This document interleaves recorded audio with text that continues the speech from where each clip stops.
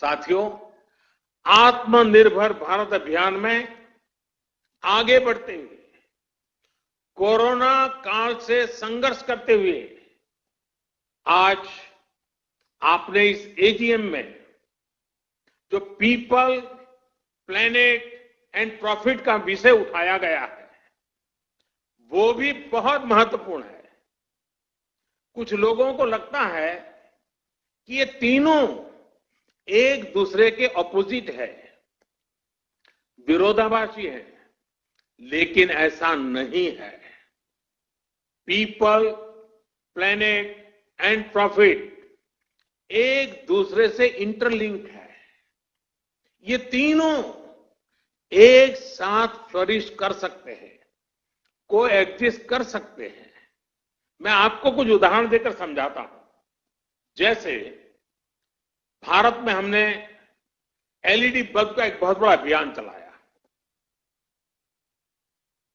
अब ये LED bulb अपने आप में एक बड़ा प्रेरक उदाहरण है।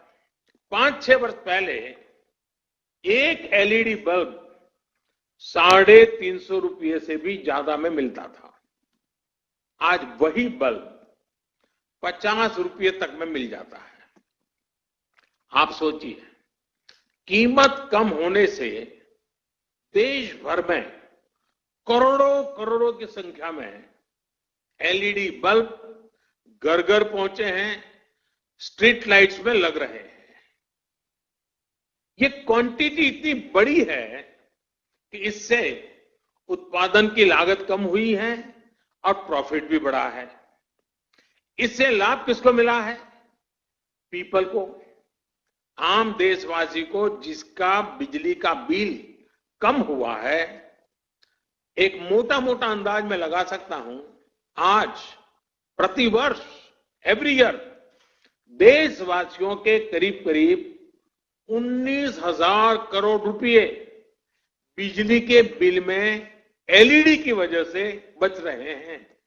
19,000 करोड़ रुपए आपके जेब में बचना, ये बचत गरीब को हुई है, ये बचत देश के मध्यम वर्ग को हुई है और लगातार होने वाली है।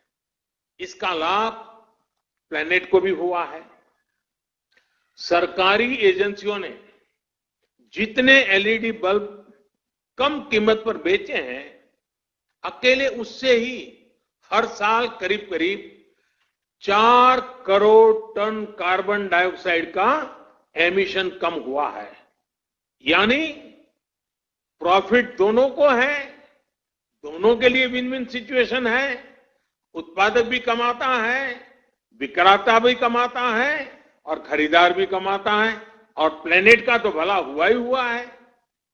अगर आप सरकार की अन्य योजनाओं और फैसलों को भी देखें तो बीते 5-6 वर्षों में पीपल, प्लेनेट एंड प्रॉफिट का ये कंसेप्ट जमीन पर और मजबूत हुआ है।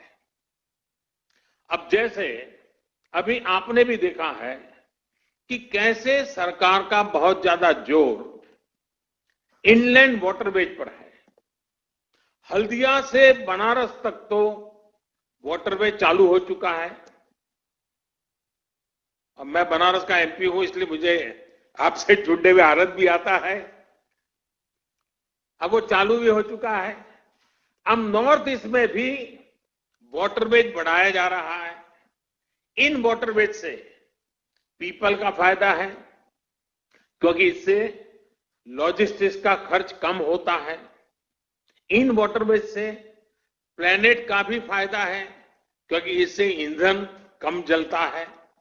और हमें ये भी नहीं भूलना चाहिए कि ये पेट्रोल डीजल के इंपोर्ट को कम करेगा, रोड पर ट्रैफिक कम करेगा, सामान सस्ते में पहुंचाएगा, सामान सस्ता मिलेगा, शॉर्टेज रूट से जल्दी पहुंचेगा। खरीदने वाले और बेचने वाले दोनों को इसमें प्रॉफिट ही प्रॉफिट है। यानी पीपल भी है, प्लेनेट भी है, प्रॉफिट भी है।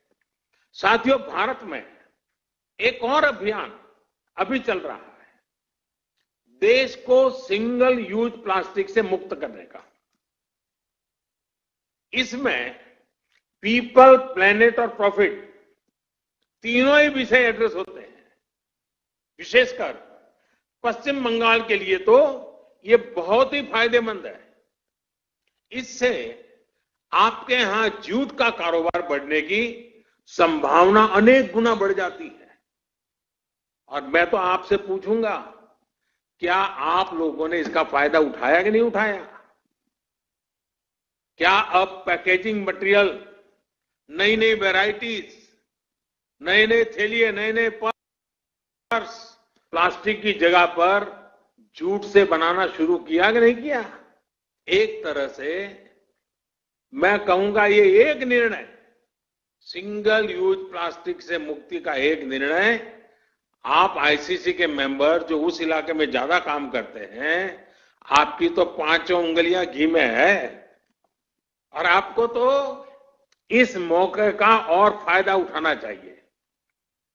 और अगर ये मौका छोड़ देंगे तो फिर कौन मदद करेगा? सोचिए, जब पश्चिम बंगाल में बना जूट का बैग हर किसी के हाथ में होगा तो बंगाल के लोगों को कितना बड़ा प्रॉफिट होगा।